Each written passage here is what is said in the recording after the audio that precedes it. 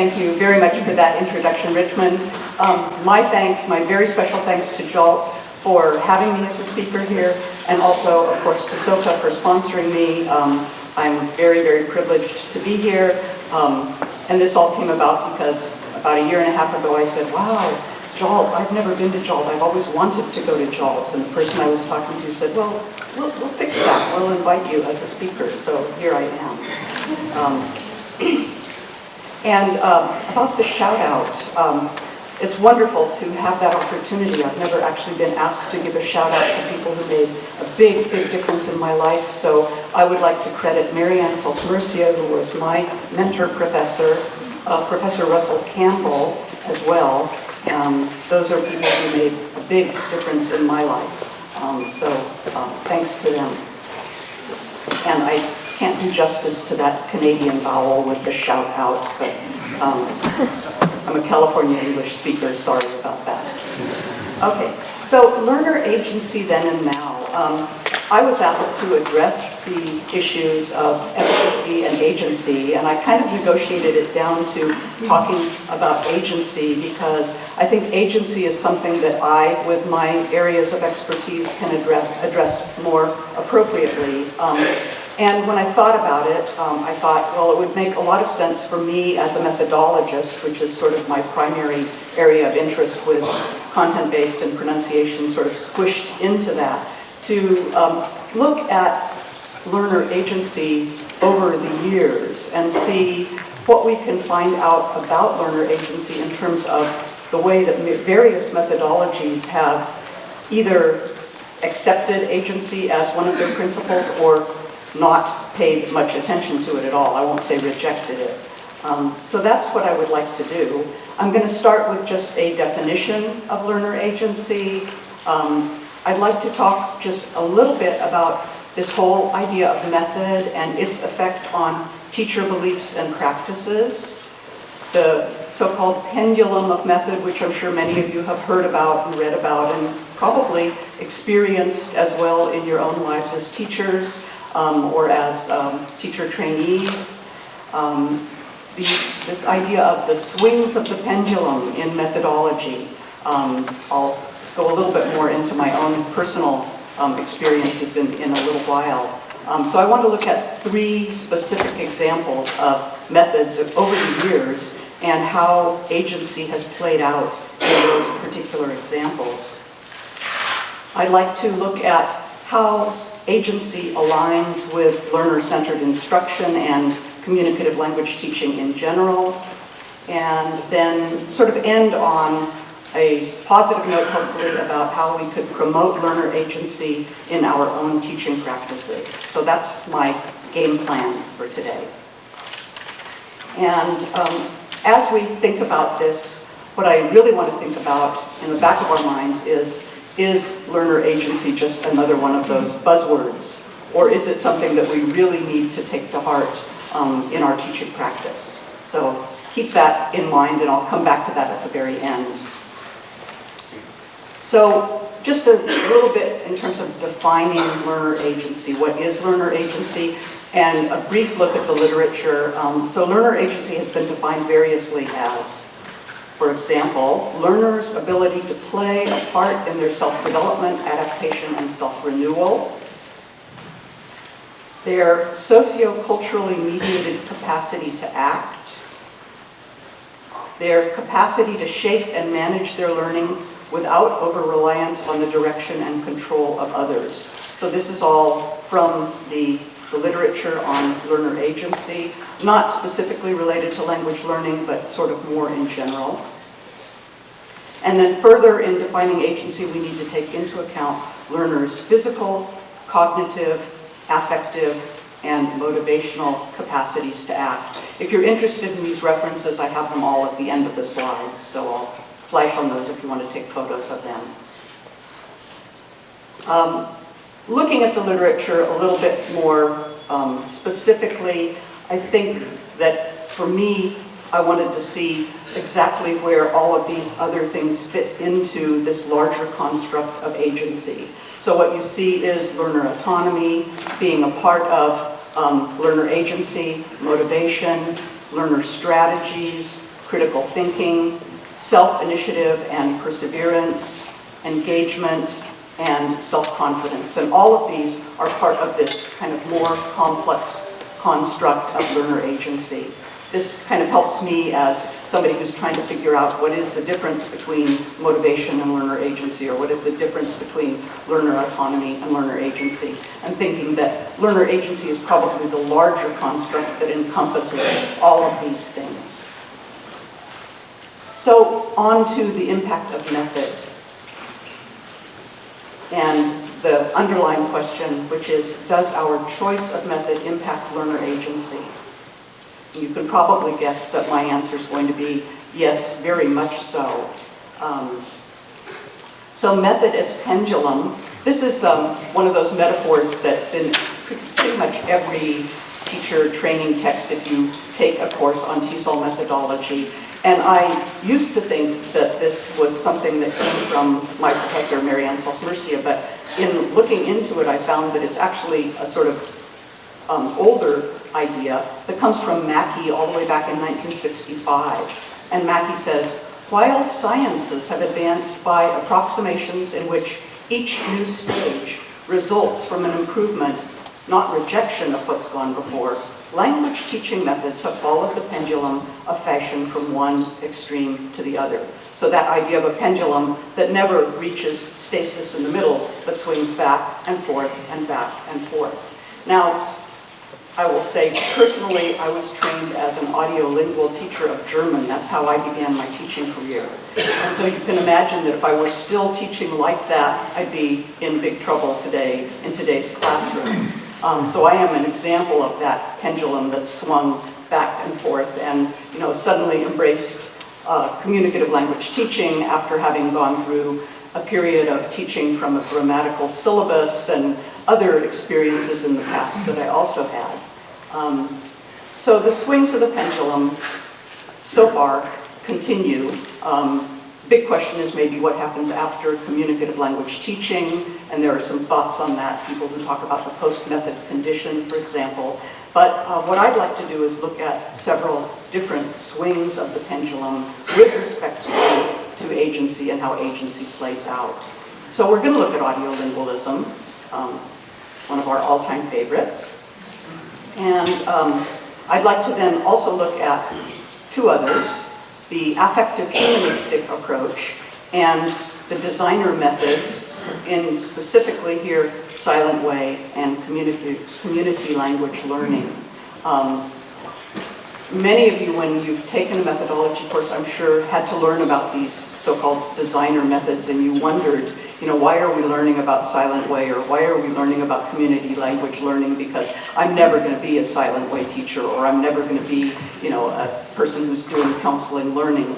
But in fact, I still believe that it's really important for us to know about these, because it's all a matter of philosophy, and you can see how different teaching philosophies play out in these different methods, and I hope I can kind of explain that a little bit more clearly today. So for each one of those swings of the pendulum, I'm going to look at a little bit of history. So we're just going to briefly review what audiolingualism, for example, was all about. I want to look at the selected principles and derive from those selected principles what was the role of agency in that particular methodology. So let's start with audiolingualism and our brief review of history with audiolingualism, and what is the role of agency in the audiolingual method. So our little bit of history, of course, we all know that this came from Skinner, B.F. Skinner. It arose out of the need originally to teach U.S. military personnel during World War II. This was the beginnings of audiolingualism. Strongly influenced by Skinnerian psychology and this theory of operant conditioning, which I'll go into in just a minute. Emphasis on basic sentence patterns and grammatical structures. So if you were, like I was, trained as an audiolingual teacher, this is what you did. You drilled sentence patterns, and you drilled grammar structures, and all of this was very, very prescribed for you as a teacher based on the materials that you were working from. And in my case, I was teaching German, which was a very interesting experience. I didn't teach English at that time. So operant conditioning, kind of our quick review, the basic core belief is that behaviors are modified through a process of rewards, which today we probably refer to as positive reinforcement, and punishment, which we more likely refer to as negative reinforcement. And in the process of providing this negative and positive reinforcement, learning is occurring according to audiolingual methodology. So behavior acquired through these processes is equated to learning. Now here's our picture of the Skinner box with this poor little rat receiving either pellets of food, which is the positive reinforcement, or, believe it or not, electroshock treatments, which was the negative reinforcement. And through this process, the rat is learning certain behaviors. And here's our language learning equivalent of the Skinner box, the language lab.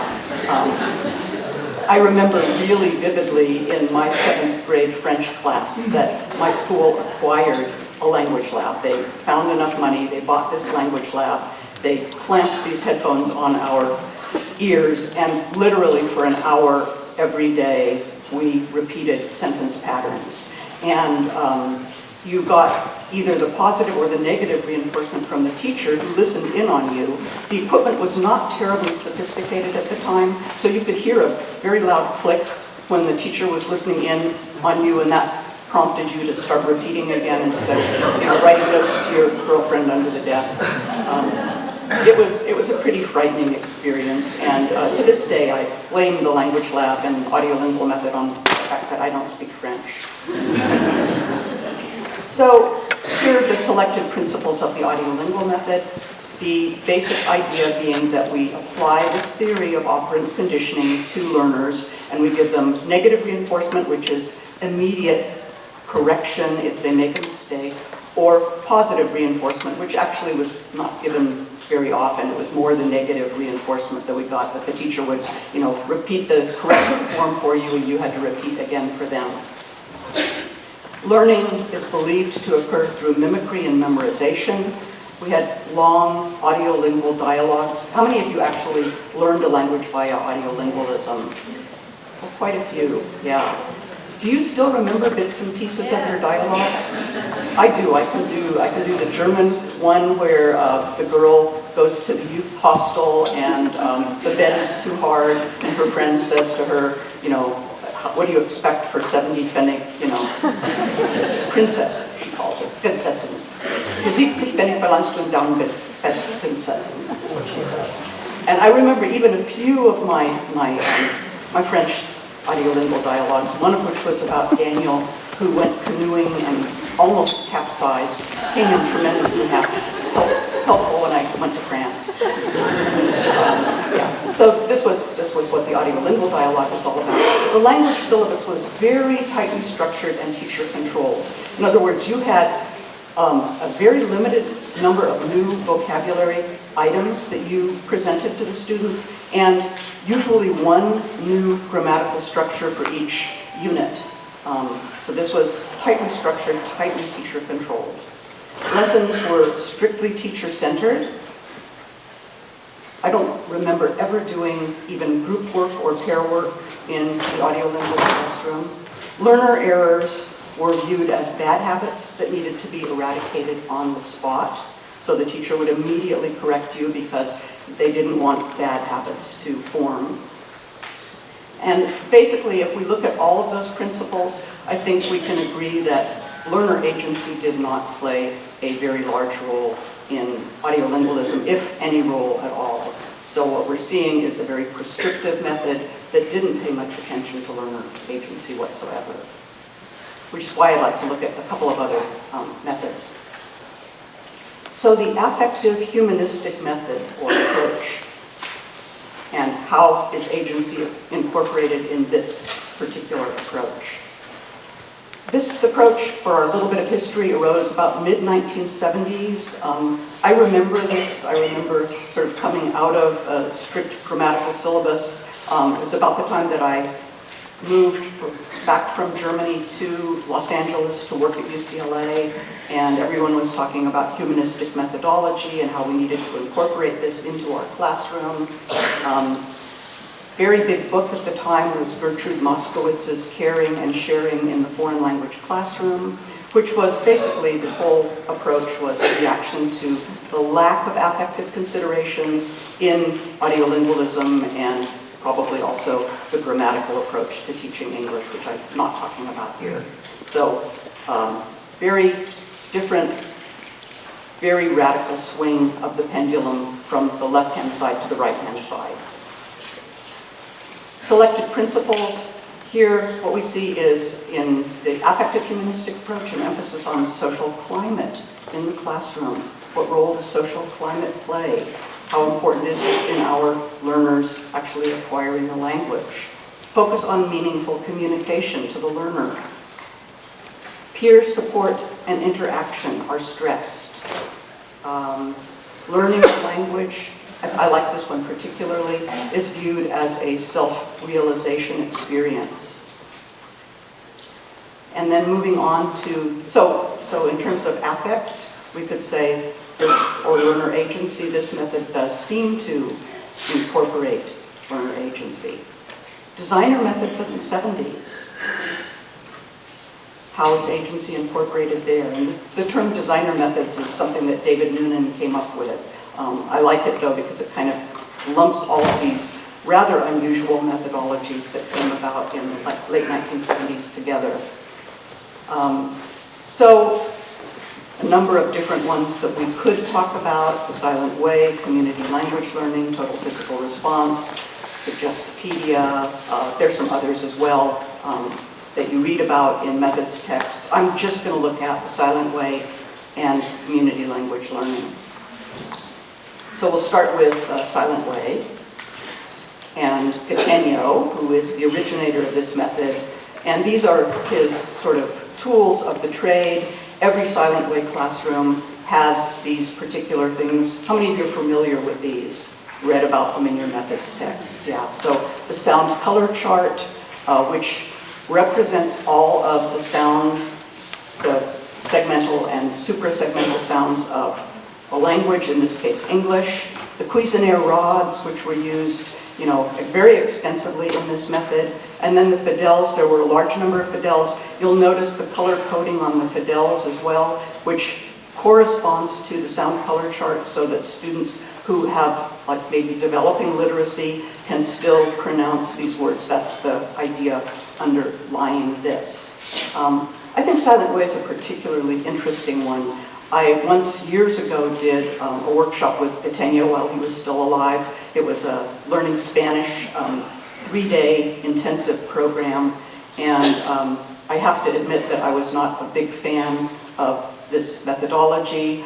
I think that Catania could sense that, and he always asked sort of for us to give feedback at the end of every day, and he said, well, what about the rods? And I said, well, I am frankly kind of tired of talking about a red rod and a yellow rod, and the red rod is next to the yellow rod. And he looked at me and he said, you don't understand the power of the rods.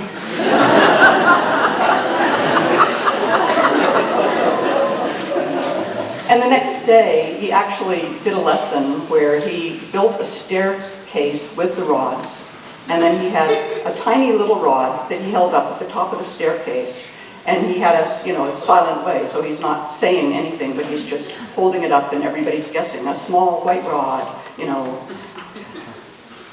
a rod. And finally, somebody guessed that it was actually representing a person. Who was that person? That person was me. What did that person do? She committed suicide. So, very, very interesting to see what you can do. So I now appreciate the power of the rod. And I stay far from stairwells. Okay, a little bit of history about Catania. So developed by Catania, who was actually originally a designer of mathematics programs. This whole silent way was not created for teaching language. It was created for teaching math, but then was applied to the teaching of other content areas, including language, and grew fairly big in terms of teaching languages. Early popularity could be traced to its use in the U.S. Foreign Service officer and Peace Corps training sessions. So they glommed onto this method, and they thought that it was very useful for their training sessions. Syllabus here, again, based on controlled lexical and grammatical items. You see the controlled lexical items on the Fidels, for example. So you really only used those words that were on these word charts that were posted around the room and that were color-coded for pronunciation. And in terms of the grammatical items, it was usually one new grammatical item that was introduced, very much like in the audiolingual approach, where it was one new grammatical structure each unit. Influenced by the cognitive code approach to language learning, wherein the learner is viewed as an explorer or a lone scientist on a discovery quest. Selected principles, the prior knowledge of the learner is valued and forms the basis of the learning experience. So start thinking in terms of how this relates to agency. The prior knowledge of the learner is valued, forms the basis of the learning experience. Silence helps foster learner initiative and autonomy. Students rely on peers and on themselves, not on the teacher, because remember that the teacher is not speaking at all. So all the work is being done by the learners, either by themselves or more often collaboratively. Students should develop their own inner criteria without interference from the teacher. So developing your own inner criteria, no input from the teacher, no interference from the teacher. Students must learn to listen to themselves, and teaching is subsumed to learning. That's probably the #1 principle of Silent Way, is this teaching is subsumed to learning. Much more important, the learning process, than the teaching process. So again here, I think we can agree that there's a very large role that agency is playing, no matter what my opinion about Silent Way is, but that agency is playing a role. I think that's important. Okay, community language learning. Charles Curran, and some interesting things about community language learning. So again, an early appearance on the language teaching scene in the early 70s, originally known as counseling learning. And I'm not quite sure why they did away with the term counseling learning and started to call it community learning, because I still like that idea of the counseling that's going on, and I think when we talk about agency, that's maybe also important. It involves the application of Rogerian psychological counseling techniques to language learning and teaching. Exemplifies a humanistic affective approach to learning. In terms of principles, course content stems from what the learners want to talk about. Very, very interesting when we think about how agency might be playing out here, that it's not what the teacher has predetermined at all. This is all a learner-determined language learning syllabus. The learners come in and say, here's what I want to know how to say, and the teacher then responds by crafting a lesson around these needs and wants of the learners. The teacher translates students' requests into a language syllabus. The interaction is that of client-counselor rather than student-teacher. Students sit in a circle with the teacher outside of the circle, and they establish their own inner criteria for mastery. The teacher never says, okay, now we're done, we're going to move on to the next thing. Waits for the learners to decide, okay, I think I've got it now. I'm happy with what I've achieved. I'm happy with the fact that I learned how to say this, and I'm happy with my pronunciation, or I'm happy with the grammar. Now I'm ready to learn something else. So not at all teacher dominated. The human computer, this is the teacher, as you see, outside the circle of the students. And this human computer idea is that the student begins, and then the teacher counsels from behind, And the student keeps repeating the phrase, and the teacher keeps then being the computer and feeding additional input in until the student decides, I'm done, I'm happy with what I've achieved, and I'm ready to move on to something else. So again, strictly sort of student-centered. And I think here, having the teacher positioned behind the student leads to greater interaction and facilitation of learning. I'm also a pronunciation person, a pronunciation specialist, and this is one of the things that we tend to believe in pronunciation, that this is a very useful technique.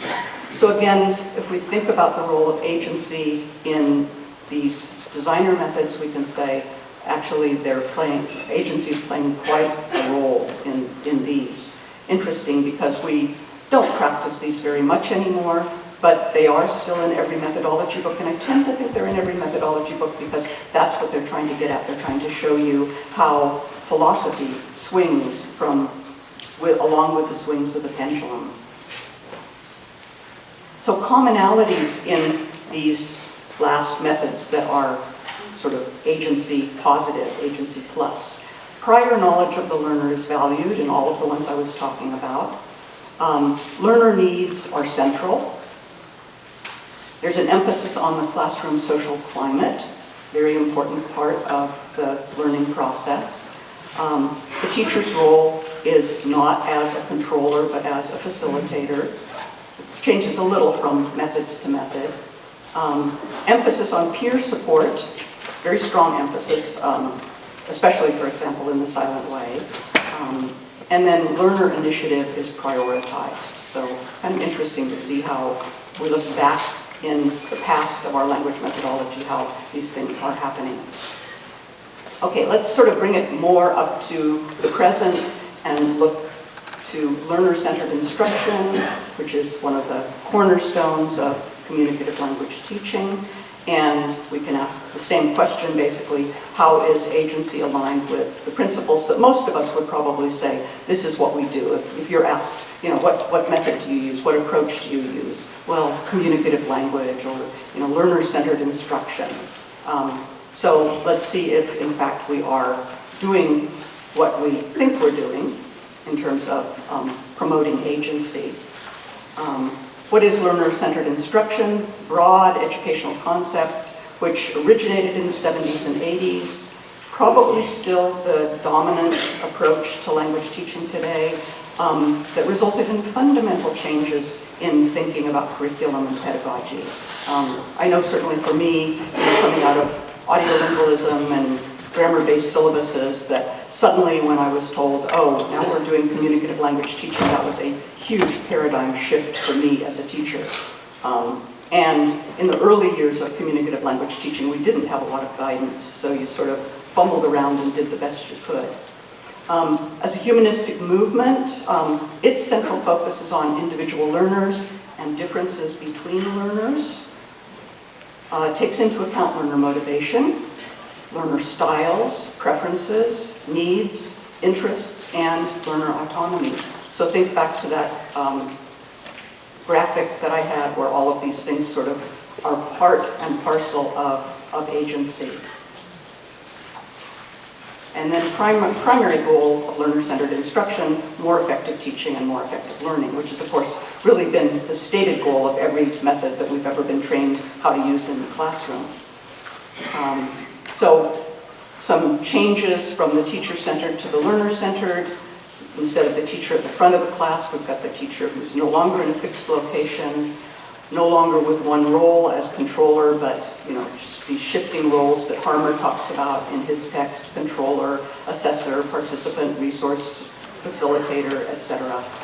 No more reliance on this sort of banking concept of knowledge that the learner is an empty vessel that's being filled by the knowledge of the teacher, but rather we've got this different idea of what learning involves with problem-posing concept, knowledge transmission, involving collective critical inquiry by learners and teachers. The teacher, no longer the sole source of knowledge, the teacher is facilitating knowledge acquisition and in many cases being guided by the needs and interests of the students. And then the curriculum is predetermined without consultation of learner needs and interests in the teacher-centered version versus the learner needs and interests are at the center of the curriculum. So definitely a big paradigm shift, and definitely something that tends to be in favor of promoting learner agency, and so therefore a very positive thing in terms of what we're thinking today and what this conference is investigating.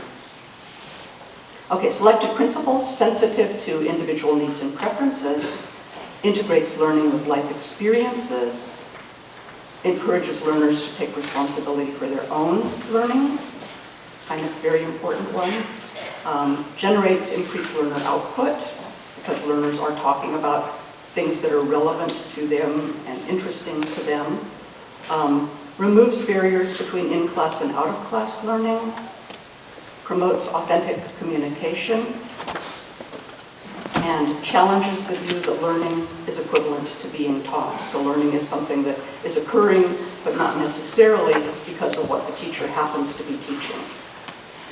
So outcomes, hopefully, according to the literature, increased motivation of the learner, active participation in the classroom by learners, learner autonomy, critical thinking, deeper processing, and increased retention.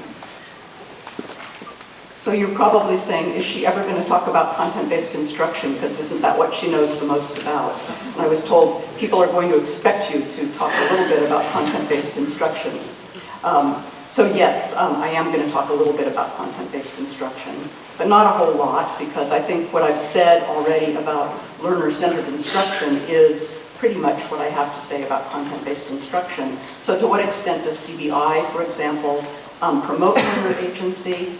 CBI is under that broader CLT. I like to think of it as an umbrella. It would include any form of content and language integrated instruction, both CBI and CLIL. Don't ask me in this presentation the difference between those two, because I could go on for several hours about that. Project-based learning, task-based learning, other CLT approaches. So these approaches all share the features that I just talked about when I was talking about learner-centered instruction. And that's what I basically would say about content-based instruction. Learner-centered instruction is one of the cornerstones of communicative language teaching. And so in adherence with those principles, all of the CLT approaches that we talk about today and that we practice today promote learner agency, although they may be doing so differently depending on, some of their unique principles within those methodologies.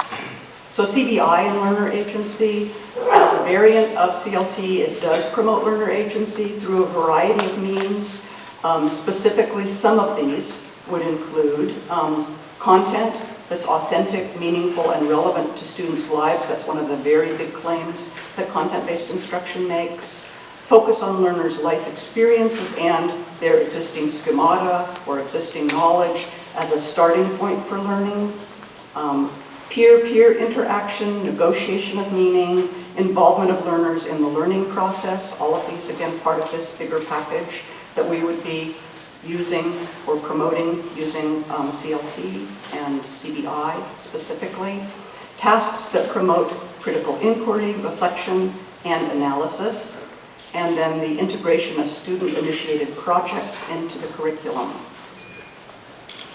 So maybe a more important question is, what can we all do as teachers to promote learner agency in our own classrooms? And I have a few thoughts about that I'm going to end on. So how can we create an environment so that our students can achieve agency and the capacity to act in the world? A couple of suggestions. So one would be, in all of our classes, we need to create a kind of culture of inquiry and creativity. The more we can do that, the more we're going to be promoting agency. And I realize many of you may teach from textbooks that don't have this in them, and that means that one of the things you do is you find ways to massage the textbook itself and create more of a climate of inquiry and creativity. using the themes, for example, that are in your textbooks.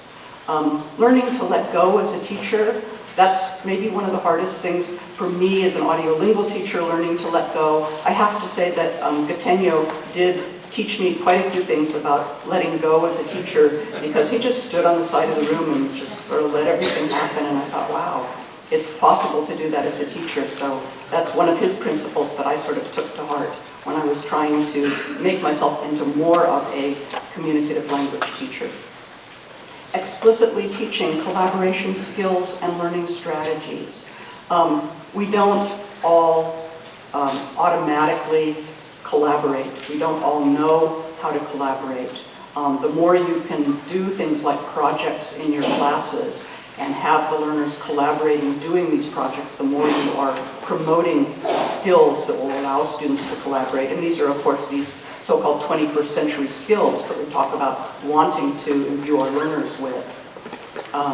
Providing ongoing feedback, that's still a very important role of the teacher, and students want feedback. We need to learn how to deliver that feedback judiciously, but it's still a very important role of the teacher. Building in opportunities for reflection, so making sure that the learners can reflect, and also that we as teachers, after we finish a lesson, reflect on what we've done in the lesson and reflect on how we could do that lesson differently, and maybe if we're looking at how we achieved something in terms of agency for our students, how they achieved agency, what could we have done differently to make it work even better? That would be something to do. Make agency the norm, not the exception. For every lesson that you do, maybe just build in 5 to 10 minutes after the lesson to think, was agency something that I achieved in this lesson? And if I didn't pay attention to it, if I somehow neglected it, is there anything I could have done differently? And then make notes to yourself. I think these would be, kind of important things to do. Some additional ideas. Be a co-investigator with your students. So that's bringing yourself down to the level that your students are at. Join them in your groups. When you group them to do things, think how you could be a part of the team. Don't stand over them, but sit down in the group with them. I think that's something that you could do. Let them drive their own feedback, so don't necessarily decide what feedback you want to give them, but try to find out what feedback they want. That's back a little bit to that counseling learning idea. Encourage peer-peer teaching, also important, to see what we can do to get our learners to group them. And ensure that the lesson's content is relevant and meaningful to the learners. Also important. I went to one of the poster presentations just before lunch, and it was all about achieving agency with peer-peer groups. And what they did was they had triads of students. They had a third-year student, a second-year student, and a first-year student, and they were having the third and second-year students sort of peer coach the first-year students in how to be more successful in the classroom. And it was a wonderful idea for helping the first-year students to achieve agency in their own learning process. But what the presenters did is they said, we also found, because we collected data from, I think it was 5 or 6 years of having done this with their learners, that they found that the peers, the third-year students and the second-year students, also made radical changes in their own behavior, and that they achieved a lot of agency as well. So that was really an interesting presentation for me. Okay, some final thoughts. Okay, so I'm answering my own question, is learner agency just a buzzword? No, I don't think learner agency is a buzzword. What you see is it's principled. We've seen it throughout this history of methods. We've seen the pendulum swing back and forth. We've seen certain methodologies say the previous swing of the pendulum was in the wrong direction because it didn't do this. And in our methodology, we want to make sure that agency is something that's valued, agency is something that's promoted. So definitely not a buzzword, and I'm happy to see the theme of the conference because I think it brings it all to the forefront of our minds as teachers. It resurfaces throughout this history of methods as this pendulum is swinging from one extreme to another. And we kind of hope that it doesn't swing back to that other extreme. If there's any way we can, as teachers, stop that pendulum from swinging all the way to the other extreme, that would be great if we could do that. Maybe conferences like this one are helping us to do that. The effective cultivation of agency is largely dependent on the choice of teaching methodology and, by extension, on teacher beliefs and practices. So, depending on what era or what time period you were trained as a teacher, that's going to reflect a lot on the principles that you put into practice. I'm very glad that I've experienced some different swings of the pendulum from when I was originally trained as a teacher, and that, you know, I found myself in this sort of CLT, CBI environment where I've changed practically everything about my teaching practice, and feel very happy with what I've achieved today as opposed to the kinds of lessons that I taught in the past. The prevalence of agency in general educational theory today is mirrored in most of contemporary language pedagogy. It's in there.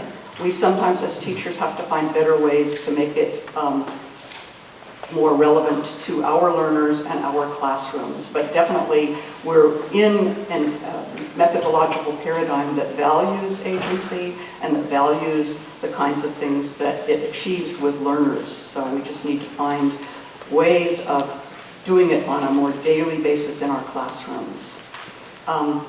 Learner-centered instruction is strongly in accord with this principle of learner agency, so that's in our favor as teachers. And as language teachers, we owe it to our students to promote agency in our classrooms.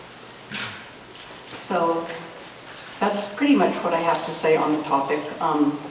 The other shout out that I want to make is to Diane Marshall-Freeman, who has this final quote that I have, and she was also one of my mentors. She was my professor my very first year in my MA studies at UCLA, and then sadly she decamped to the School of International Training, and we lost her on our faculty, but she was an amazing mentor for me during that first year of learning to be more communicative language teaching. She says, teaching does not cause learning, learners make their own paths. And I think maybe sort of following that statement, all of us can kind of take that one to heart and think, it's not really what we're doing in the classroom, it's how open our ears are to listening to our learners and to thinking about what it is they want to achieve in the classroom, and to then responding to these signals that we're getting from our students. And to ask them openly, what is it you want to learn, to give them choices.